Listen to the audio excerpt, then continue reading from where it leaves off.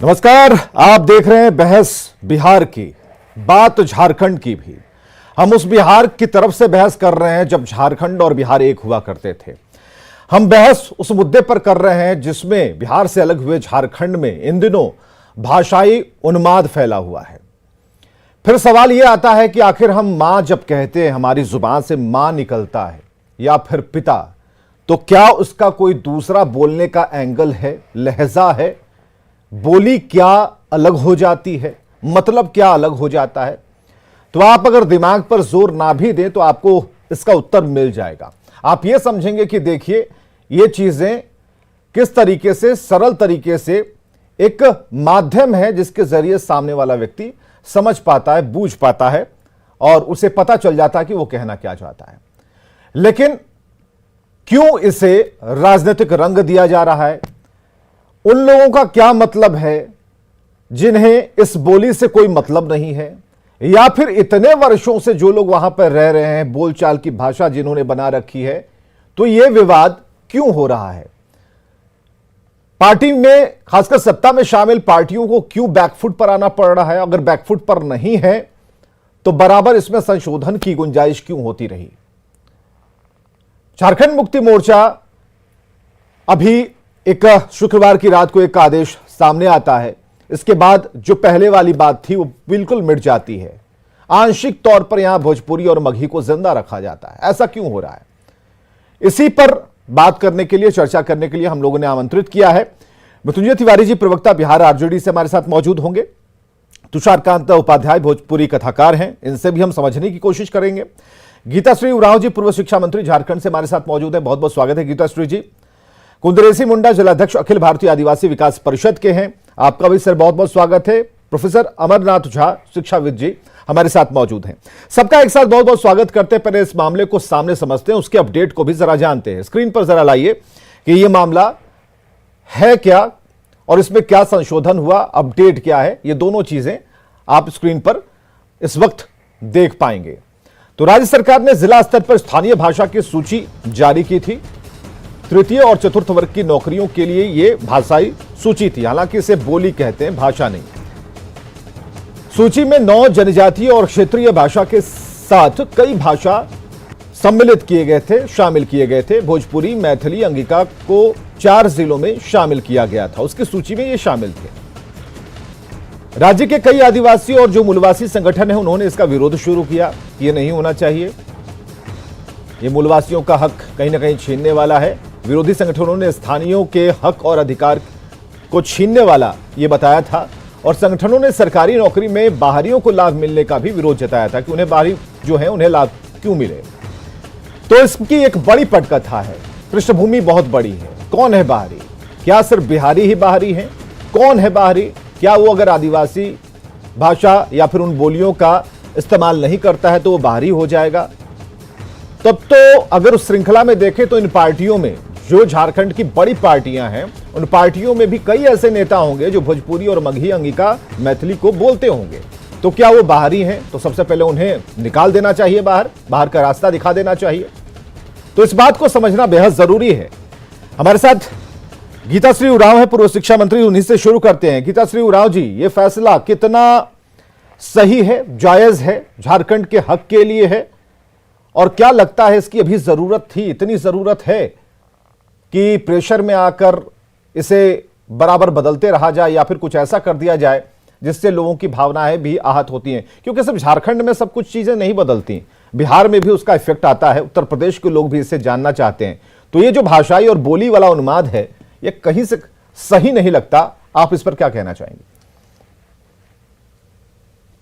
देखिए, सर्वप्रथम तो मैं आपके चैनल के माध्यम से लोगों तक अपनी बात को पहुंचाना चाहूँगी कि झारखंड राज्य, अलग राज्य बनाने का जो उद्देश्य था वही इसमें था कि अपनी भाषा, संस्कृति, परंपरा जो है अपनी मनोवृत्ति के हिसाब से एक अलग राज्य में, इस भूखंड में वासी जो हैं लोग हैं वो रह सकें। अब मैं अगर इतिहास की बात हम लोग देखें तो 1912 में अगर हम जाते हैं तो बंगाल से बिहार अलग हुआ और उसी वक्त से ही बिहार राज्य से अलग होने की छटपटाहट और एक अलग राज्य बनाने की, जो झारखंड प्रदेश बनाने की एक लंबे संघर्ष के बाद और कुर्बानी के बाद झारखंड अस्तित्व में आया था। तो निहित बिल्कुल स्वाभाविक रूप से जो अपने भाषा, संस्कृति, परंपरा को लेकर चलने की बात थी, वो हम लोग यहाँ पर चाहते हैं। इसीलिए ही अलग राज्य बना, ताकि हमारे जो अपने संवैधानिक रूप से जो हमारे अधिकार हैं, मौलिक अधिकार हैं, वो भी संरक्षित हो सकें। और देखिए यहाँ पर जो है कि शुरू से ही इस तरह का बवाल लाते गए और लंबे समय तक, इतना 21 वर्ष बीत गया, मगर अभी तक जो है यहाँ पर स्थानीय नीति भी लागू नहीं हो सकी है। जो गैर झारखंडी भाषाएं हैं हमारी, जो जिसमें हमारे बिहार की जो वैसी बोलियां, जिनको बिहार में भी जो मान्यता प्राप्त नहीं है, जिसमें मैं मुख्य रूप से बोलना चाहूँगी भोजपुरी, मगही और अंगिका, जिसने अभी बैकडोर एंट्री की है, वो हैं। और उनको अगर 8वीं कंडिका में आप उठा के देखें संविधान के, तो वो बोली की श्रेणी में रखे जाते हैं। सिर्फ और सिर्फ मैथिली जो है भाषा की श्रेणी में आती है। मगर ये मूल रूप से हमारे अपने राज्य की भाषाएं नहीं हैं। हमारी अपनी राज्य की भाषाएं 9 हैं, जिसमें से 5 जो है जनजातीय भाषा हैं, जिसमें संथाली, मुंडारी, कुड़ुख हो और खड़िया जो है वो शामिल हैं। और पंचमनगनिया, कुरमाली, खोरठा और नागपुरी जो है विशेष रूप से यहाँ के लोगों के द्वारा बोले जाने वाली और व्यवहार में लाई जाने वाली एक ये भाषाएं हैं। तो जब हमारा अपने जो यहाँ पर बात आई थी 2011 में कि राज्य भाषा का दर्जा किन भाषाओं को दिया जाए, तो उसमें ये था। उस समय मैं विधायक हुआ करती थी और मैंने उस समय भी इस बात का विरोध किया था कि बिल्कुल ही स्वाभाविक रूप से हमारे अपने जब राज्य की बात आती है, हमारे अपने अधिकारों की बात आती है, हमारे अपने जो भाषाओं के संरक्षण और उसके संवर्धन की बात आती है, तो यही 9 जो भाषाएं हैं उनको ही वो अवसर मिलना चाहिए। चलिए इस बात पर, लेकिन इस बात पर जब कांग्रेस से जब सवाल पूछे गए तो वहां पर चुप्पी नजर आई, क्योंकि हम जब बात कर रहे हैं तो अगर हम जेएमएम की बात करें, कांग्रेस की बात करें, तो सबके ऐसे नेता जरूर हैं जहां पर वो लोग भोजपुरी बेल्ट से हैं, मगही बेल्ट से हैं, या फिर मगही अंगिका सभी को जानते हैं। ऐसे में उनके लिए परेशानी आगे बढ़ जाने वाली है।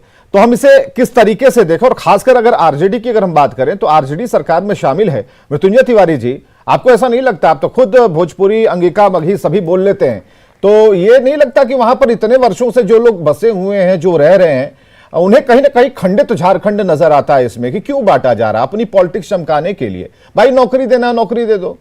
नौकरी दे नहीं पा रहे, नौकरी का सृजन कर नहीं पा रहे, और ये कहां से आपने बोली और भाषा को लेकर के एक अलग खेल बना रखा है? तो इससे क्या फायदा होगा? सिर्फ वोट की राजनीति करेंगे तो लोग भी समझेंगे कि आप क्या करना चाहते हैं।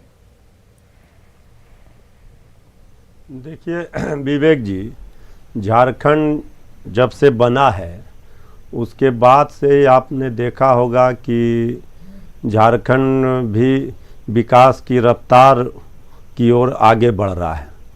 जो हमारे वहाँ आदिवासी भाई हैं, बहन हैं, उनको भी विकास के मुख्य धारा में लाया जाए, ये हेमंत सोरेन सरकार की, हम लोग सरकार में शामिल हैं, वो हमारी प्राथमिकता रही है। ठीक है कि क्षेत्रीय जनजातीय भाषाओं की जो सूची है उससे भोजपुरी, मगही को निकाला गया है। इसमें तो हमारा स्पष्ट मानना है कि भोजपुरी और मगही, चाहे अंगिका, ये तीनों भाषा जो है ये झारखंड में भी बहुसंख्य स्थान पर बोले जाते हैं। क्योंकि बहुत सारा जो है हम देखेंगे कि बिहार से सटा हुआ जो बॉर्डर है वहाँ तो जितना भी है, जैसे देवघर है, गोड्डा है, जितना, वो सारे जगह पर अंगिका के बोलचाल में लोग भाषा बोलते हैं। मगही, भोजपुरी का तो कुछ कहना ही नहीं है। भोजपुरी तो आप जानते हैं कि विश्व में भी बोला जाता है, कहीं भी दुनिया में कोई है अगर तो भोजपुरी। तो इस भाषा के आधार पर इस तरह का सरकार ने क्यों निर्णय लिया? अगर सरकार के तो लोगों क्या पूछा नहीं? आरजेडी वालों से नहीं पूरी पूछा? नहीं, कांग्रेस से नहीं पूछा? कांग्रेस वाले भी तो यही कह रहे हैं कि हमसे तो पूछा ही नहीं, हमें, और अब बहुत जल्दबाजी में फैसला ले लिया गया। नहीं, ऐसा है नहीं, ऐसा है हेमंत सोरेन जी, आप जानते हैं कि झारखंड के विकास में लगातार तत्पर हैं, लगे हुए हैं, मेहनत कर रहे हैं, नौजवान हैं, और हम लोग सरकार में शामिल हैं। लेकिन ये फैसला स्थानीय स्तर पर लोगों की किस मांग को लेकर के आप जानते हैं कि कभी कभी सरकार कोई निर्णय लेती है तो कुछ स्थानीय क्षेत्रीय आधार पर जो क्यों आरजेडी को उनको बोलने का दबाव हक होता किसने है, छीन उसके लिया? कारण आरजेडी तो लेती है। पूछ लेकिन सकती हम थी ना।